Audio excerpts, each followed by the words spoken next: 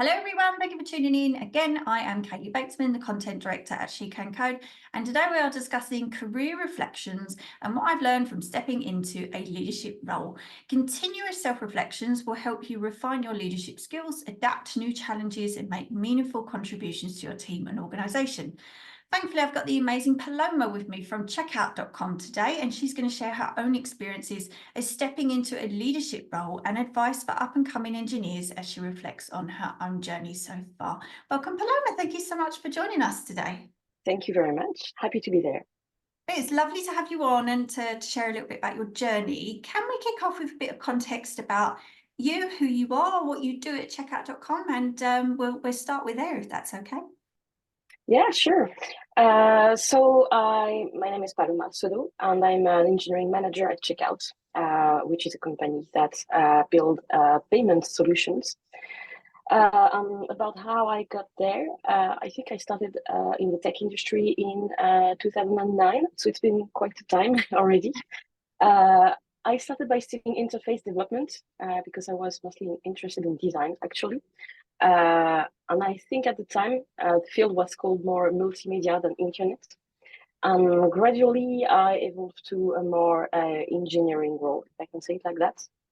And I started my career by working in advertising companies, because that's where, at the time, that was where you could create great interfaces with a lot of content. And I decided to move to more product-centered companies because actually I like to take care of product on the long term. And I joined Checkout at first as an individual contributor, actually as a front-end engineer to build interfaces. I started almost alone on a project, and I got the opportunity to build a team around that project little by little. And that's how actually I ended up in management. Amazing. Did you, and it's always interesting to hear people's roots in, and that actually you came from design and advertising. And did you know at the time that all of those lovely skills that you picked up along the way were going to feed into you moving into the tech industry and all those soft skills that you picked up? Did you kind of, I don't know, when you started, did you connect the two, or did you just think actually being in tech is very techy, is what we normally hear? So I think I connected the two very quickly, actually. I think I just preferred the building part than the designing part, if I can say it like that. I knew from the start that it was a male-dominated industry, if I can say it like that. But at the same time, I think it was kind of a challenge to at the moment to get more on the tech side of the job than on the design, where there's a lot of women, I guess, more than men. And so I think part of that was also exciting, if I can say it like that. So we just have the challenge of doing a guy's job actually, and work in software more than design. Yeah. And so when you studied, or when you were learning about that and you noticed it was male dominated, did you have those moments where you thought maybe that's not for me, or you just Absolutely. absolutely? Absolutely. I had this moment. Anyway. I had this moment when I had to choose where to go to college, actually. I was thinking about going to an engineering school because we have a different system in France where we have those schools.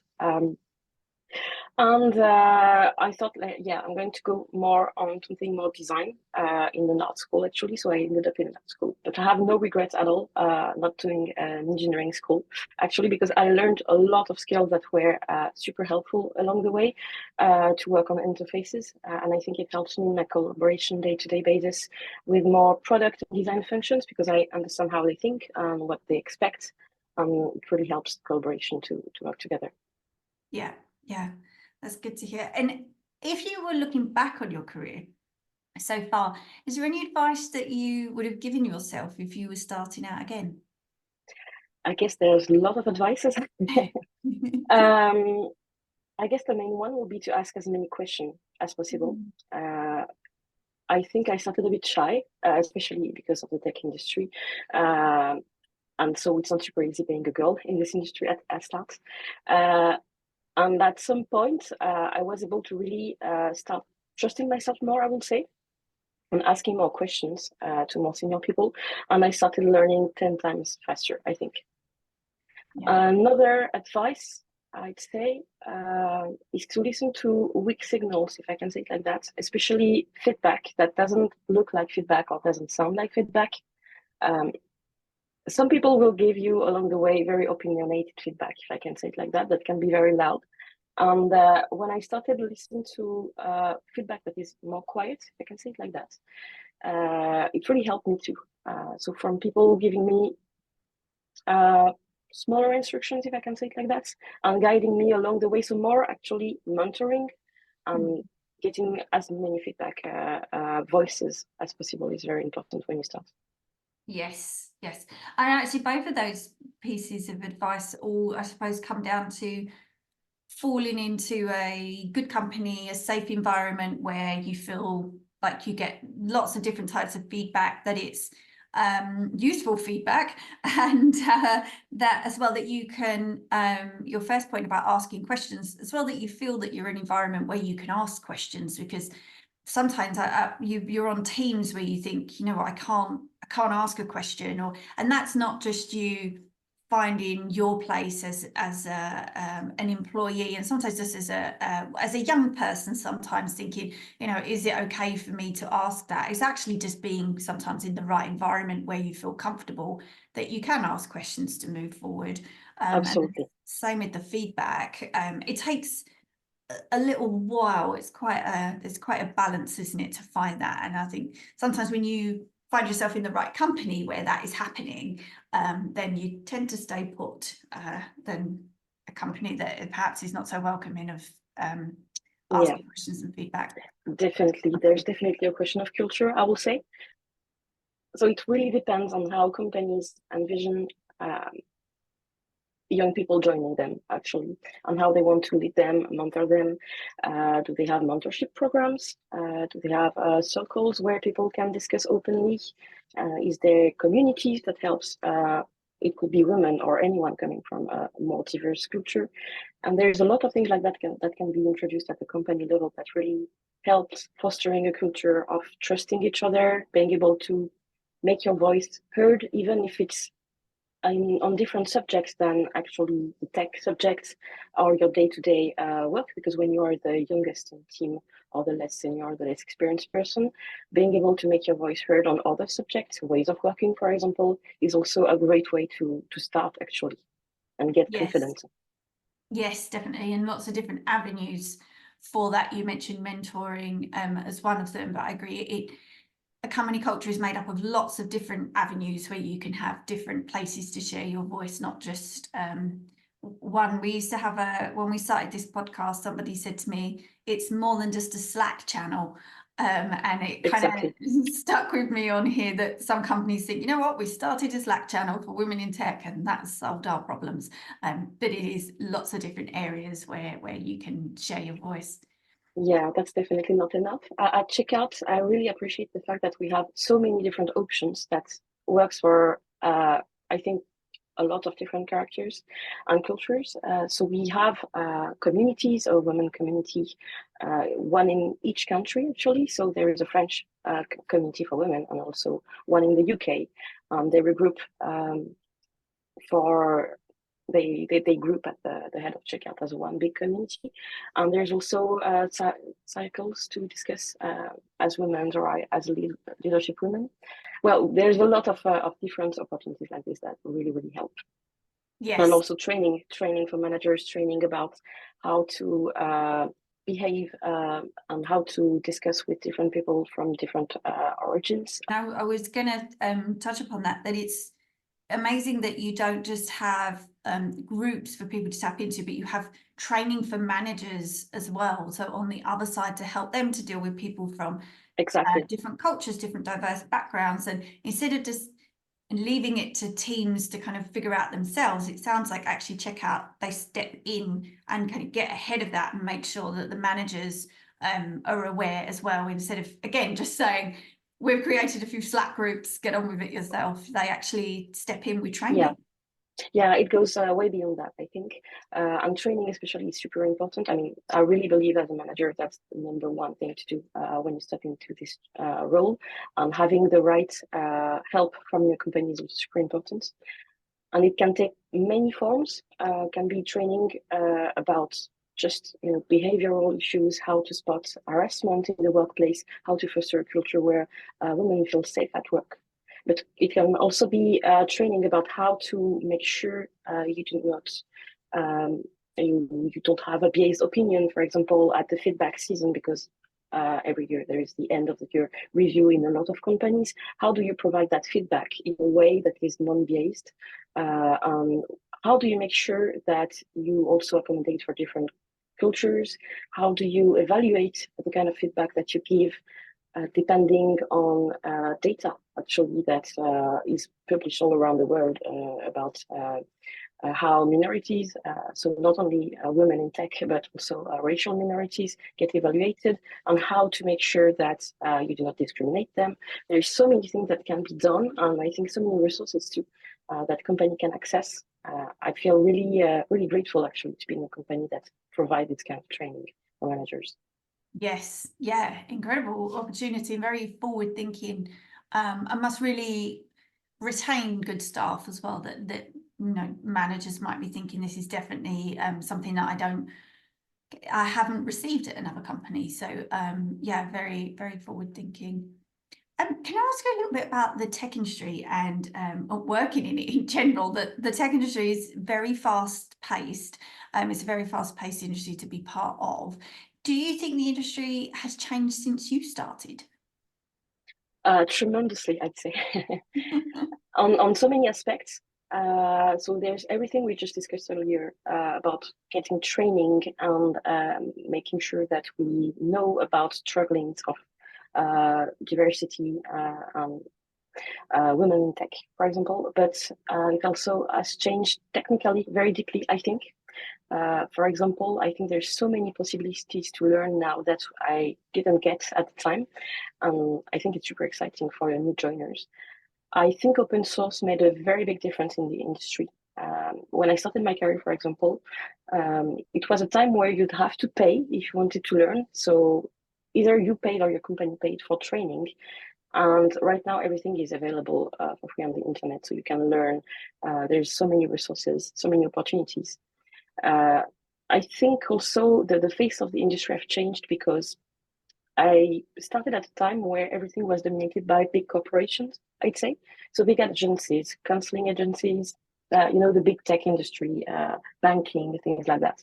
And there's a lot of startup now. I think it creates a lot of other different opportunities, more roles, different roles, I would say. So there's more possibilities to evolve, to contribute.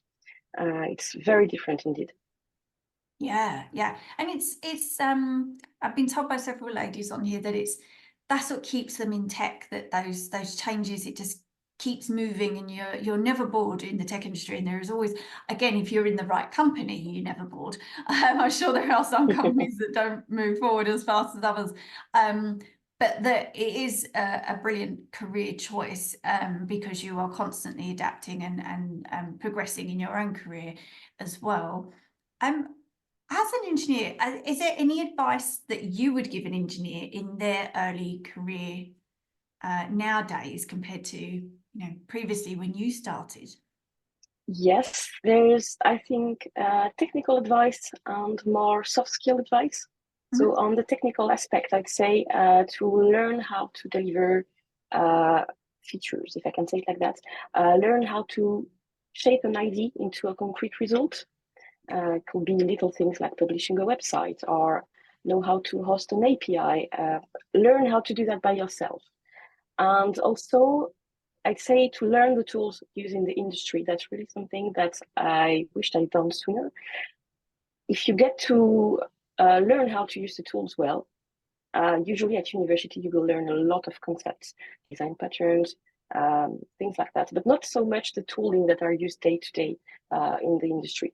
And so when you get your first job, for instance, if you don't spend a lot of time learning the tools and things like that, that means that you can move on to big projects that can have big impact faster. So I think this one, I would have liked to receive it. And on the soft skills, I'd say learn what differentiates you. The thing that you have that others don't have. and that can benefit your company, obviously. It can be, for example, being a great communicator or being very good at sharing skills and teaching others. To me, it was attention to detail. I think it's like one of my skills. And I had to learn to work with great attention to details because that's what I like, and fast. And by building this skill, I think I was able to differentiate myself and find time to learn other stuff, and especially learn how to move to engineering management. And last advice I'd give would be to find a mentor. I think this is something super interesting that not so many people get to experience. Finding somebody that, for example, is in the place where you would like to be in 2 or 3 years can be very interesting because they can help you get there first. And also because just by chatting with a mentor, you can learn what is needed to get there, which is often the hardest part, actually. Somebody will know that they want to move to people management because they love to communicate with people and they really want to have an impact in a team. But they don't necessarily know what's expected and how the job is looking day-to-day basis. And so finding a mentor really can help with that. Amazing. I love everything you just said there, particularly the bit about finding what you're good at. I find that as well that we, not just ladies, but we're all very good at comparing ourselves to others in a way where we start to think, actually, I'm not as good as that person at something or other. It might be, oh, I'm not as creative as that person, or I can't do things as fast as that person. But like you said, just finding what you're good at is what really matters, and then honing in on that. And yours was attention to detail. And once you pick up on that, you can then really focus on what you would like to do and your everything that you bring to the team, instead of trying to be somebody else, which all of us can fall into that trap. And it's such good advice to share as well, that it's okay that you're not good at everything. It's the other thing. What are you good at? That's what you really need to pick out and find Exactly. and to work on. So yeah, especially in this day and age of social media, and everybody looks so fantastic all the time on social media, and they're all so good at everything. It can have that effect where you think, well, I might not be good at that, but there are lots of soft skills that we're all good at, and we don't always focus on them. So yeah, that's brilliant advice. And I wanted to ask you a little bit about that advice for those thinking about stepping into a leadership role. You mentioned people management a little bit there. Do you have any advice for those thinking of stepping into that role for the first time? Is there anything there that you wish somebody had told you when you became a leader? To train yourself, I would say. It's something I experienced in the past. A lot of people jump into managerial positions because there's an opportunity, and they don't necessarily receive the right training or get to train themselves. I think really people need to consider that as a totally different job, a new job that requires same training as when they started studying engineering, for instance. Very totally different set of skills required, I would say. And also asking your company for training can help prove that you're interested in this track. So get training, reading books, getting every help that you can have. I'd say also to think about your values and how you want to express them in your role. I think it's very important to lead with values that really you think are yours, that you embody day-to-day basis. It makes a difference as a leader. First of all, because that means that you are true to your team and people recognize that and appreciate that. Also, it helps find a company that is aligned with your values. Yes. And I think it's really, really important. The older people that I've seen being unhappy in management position, I think it was because there was a difference between their values, their company values, their team values. And when you get to align everybody together on the same values, that's when magic happens, I think. And it's something I've been able to experience at Checkout that I haven't been able to experience in the past. So leading with care, attention to details, deliver whatever happens and make the customer first. Those are things that are super important to me. And when you find that in your position, that's when things work out for you, I think. Definitely. I think because your team can pick up on that as well, and whether or not you're being authentic with whether or not the manager is not actually saying and doing, or they are saying, but there's something about the company that is not enabling them to actually fulfill those values. And it's as if the team know that when a manager is authentic, and they can actually move forward as a team and achieve things from year to year. You're absolutely right. It's also quite rare to find as well, as you said there, that, you know, you haven't actually experienced that until now. It is quite rare to find a company where everything, all the stars align, and to really want to stay there, and to live out your values. So yeah, brilliant advice when you step into leadership as well, that it is a new job. I don't think people know that. And I think you said a little bit earlier about people management and what that actually entails. People are very unpredictable. I think some people think, you know what, my next step in my career is I have to manage people. And then they get into that role, and then they have that shock of, oh my gosh, you know, people are very unpredictable. I didn't know my team were going to do that. Or how do you deal with that challenge, and give feedback, and, you know, all the things that come with it. And you're right, to receive training on that, or to ask for training as well, is so important. It's a completely different role to your day-to-day role, and not for everybody, is it? Not for everybody, absolutely. And as much as I love my management position, and I really wanted that for a long time, so I'm happy that it's working out. I think it's super important also for companies to think about tracks, career path for people that are just not made for it or don't want that yet. Individual contributors' career path are very important too. Also, I think when a company really understands that, set the same expectations and the same possibilities of evolution in individual path or management path, that's when they get the best managers from their teams, because people don't feel forced to move to management positions to be able to evolve in the company. And that's when you get people that wants to be manager because they like management, instead of people that do that just because that's the only way to get a rate. Exactly. Yes, that is a good point, because just forcing somebody into the next band of their career, or whatever it is that they may be doing, is not at all helpful. Not helpful for the team either. If there's somebody there that didn't want to be there, or is there far too early in their career as well. In terms of your day, how did your day structure change when you became a manager? Not the same job, so not the same day, I would say. It surprised me at first. I didn't expect that. I thought the transition would be smoother, maybe. Actually, and probably it's a good thing because I like that. But I was very surprised at the amount of time I now spend communicating with my team or with other leaders. It's really different. When you come, especially from an engineering individual contributor position where you code all day, as an engineering manager, I don't get to code at all now. And when I Are do, you my okay team with hates me. that? Yeah, you forget about coding. You can help your team, obviously, but the goal is not to code anymore, or it's not to find technical solutions yourself. It's to help your team find the solutions, to guide them. And it's also a very different thing, because instead of being in the light, you kind of have to push others to be in the light.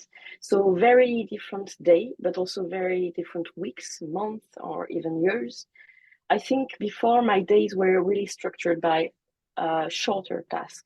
It could be, for example, spending an hour on coding reviews, and then spending 2 hours developing a new feature, and then spending some time with the team in some meetings, sprint plannings.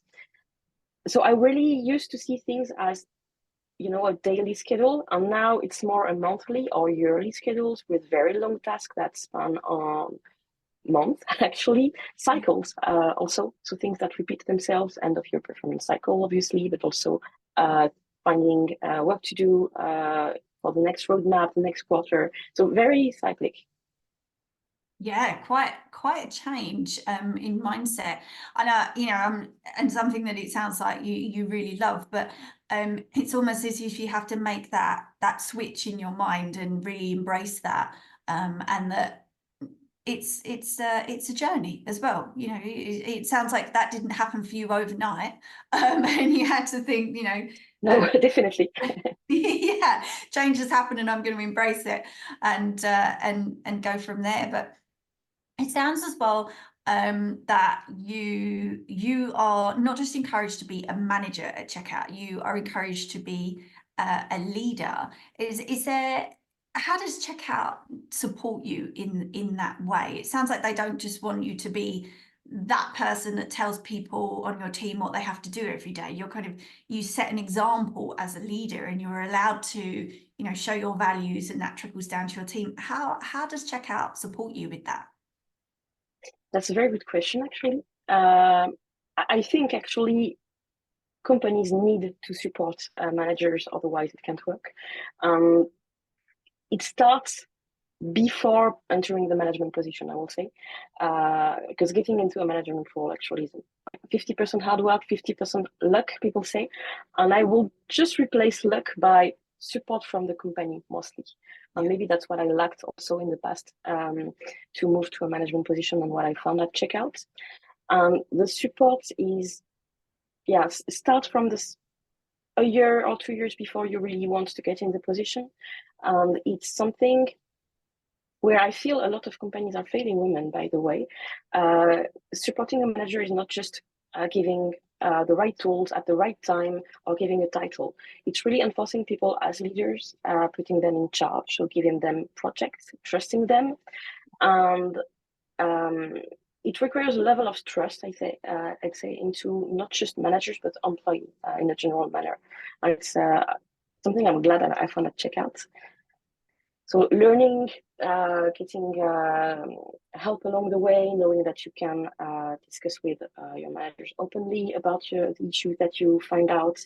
Also having a lot of ways for employees to express when they need something or when they are disappointed by something. So it's not just letting a manager do their job, but also providing as a company all the structure that helps, I would say, get data about how people are feeling, to provide the right help at the right time in the right place, if I can say it like that. Things Yes. like surveys regularly, anonymous, obviously, things like that can really help, for example. So having your back before you need the company to have your back, if I can say it like that. That's something that's really, really great when it happens.